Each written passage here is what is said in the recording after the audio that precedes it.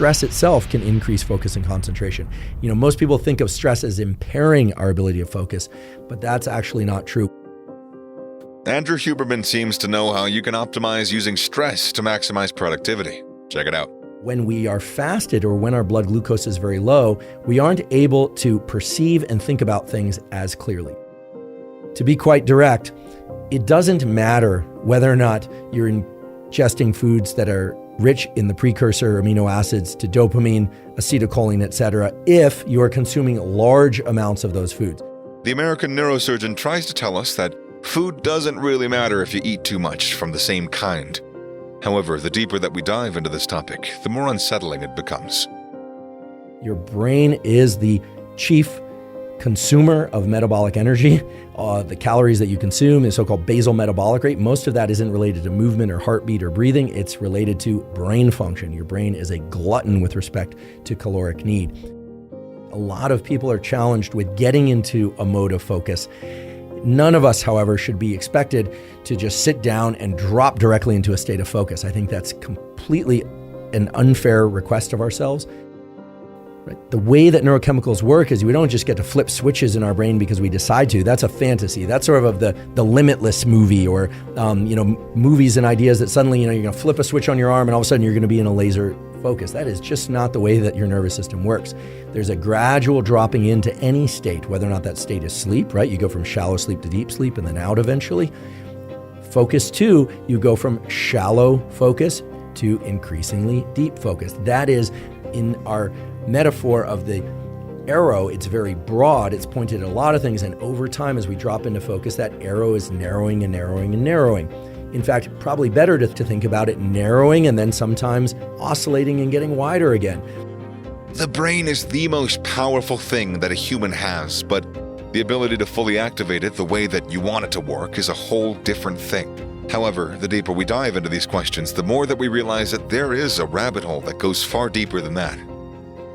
Your focus is dynamic. By understanding that you are going to be continually going in and out of progressively but varying levels of focus, you will greatly release the pressure on yourself to feel focused all the time when you want to be. People who are very good at focusing understand this and understand that they can't expect themselves to just immediately focus and then snap into or out of focus. Okay, so be patient with yourself and also understand that focus is an ability, that you can improve your ability to focus by engaging the neural circuits responsible for focus repeatedly over time. Put very simply, what we repeat gets etched into our nervous system and becomes easier over time. Anytime you're going to sit down and try and focus, you're going to try and do a focused bout of physical exercise or skill learning or musical learning, or maybe you're even just having a conversation. Maybe you're a therapist or you're attending therapy or a class. How long should it be? And the ideal duration is about 90 minutes. Not exactly 90 minutes, but we can reliably say 90 minutes or less. Everything from our sleep states or the different stages of sleep and our waking states is divided into these 90-minute cycles, or so-called ultradian cycles. So what I like to do is set a timer for 90 minutes. I acknowledge and accept the fact that under most conditions, unless I'm really pressed for a deadline and I'm optimally caffeinated, etc., the first 5 to 10 minutes of that 90 minutes are a transition time. It's like the warm-up for focus, but I do include it in that 90 minutes. Occasionally, our focus will flicker. It will jump out of focus, and then a big part of being able to focus is to go back to focusing. The way I'd like you to conceptualize this, perhaps, is that arrowhead suddenly getting very, very broad, that you're focusing on many things, or that arrow shifts to a different location in the room. The key is to be able to shift it back and to narrow it once again, and that's an active process, so much so that it requires a lot of metabolic energy. So understand that at the end of 90 minutes, or maybe even after 45 minutes, you might feel rather tired or even exhausted. And it's very important that after a bout of focus, that you take at least 10 minutes and ideally as long as 30 minutes and go through what I call deliberate defocus. You really want to focus on somewhat menial tasks or things that really don't require a ton of your concentration. Try and give yourself some time to deliberately decompress, to let your mental states idle, to not be focused on any one thing. That period of idling is essential for your ability to focus, much in the same way that rest between sets of resistance training or rest between exercise is vital to being able to focus and perform during the actual sets or during the actual bouts of running or cycling or whatever your particular form of exercise might be. There's a beautiful study that was published in Neuron not long ago that showed that the tuning, that is the precision with which neurons in the brain represent things in our environment, is actually much greater when there is sufficient glucose in the brain. Translated into English, this means that when we are fasted or when our blood glucose is very low, we aren't able to perceive and think about things as clearly. Some people like being fasted because they like the clarity of mind that it provides. Here's the situation. Neurons, unless you're in a ketogenic diet, really thrive on glucose. They love glucose. And as I mentioned before, your ability to think and perceive things is actually enhanced by having sufficient glucose in your bloodstream. Provided you're well hydrated enough and you have enough electrolytes in your system, what tends to happen is that when you ingest food, there's a shift in your nervous system towards so-called parasympathetic mode. That is the more relaxed, you probably heard it as rest and digest, although it does other things, a more relaxed mode that can indeed make us very sleepy. If we have too many carbohydrates, it actually can make us quite sleepy.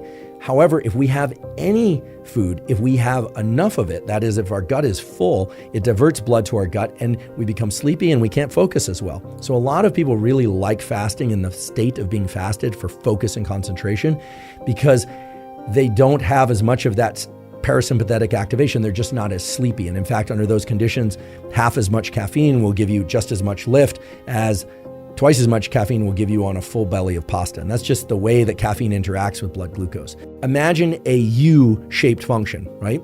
Where if you're very fasted, you're going to have a high degree of focus and concentration. But then if you ingest some food and your belly is full, your focus and concentration is reduced.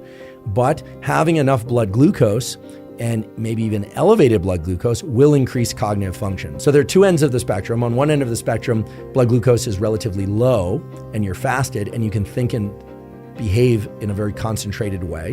And on the other end of the spectrum, you have a lot of blood glucose, and that allows your neurons to encode and perceive and basically allow you to think really clearly.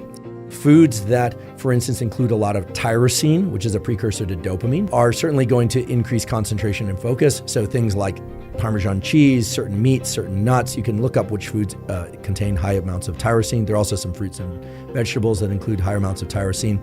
But it doesn't matter whether or not you're ingesting foods that are rich in the precursor amino acids to dopamine, acetylcholine, etc., if you're consuming large amounts of those foods. One can look and see, for instance, that a steak includes a lot of the precursors to acetylcholine.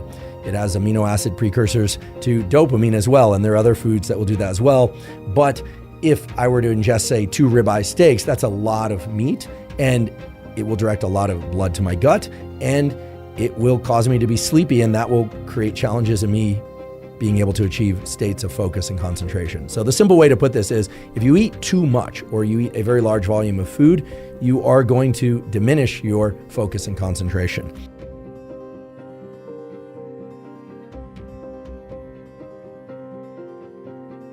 When we are stressed, it involves the deployment, the release of adrenaline, epinephrine, and that adrenaline both changes our visual field.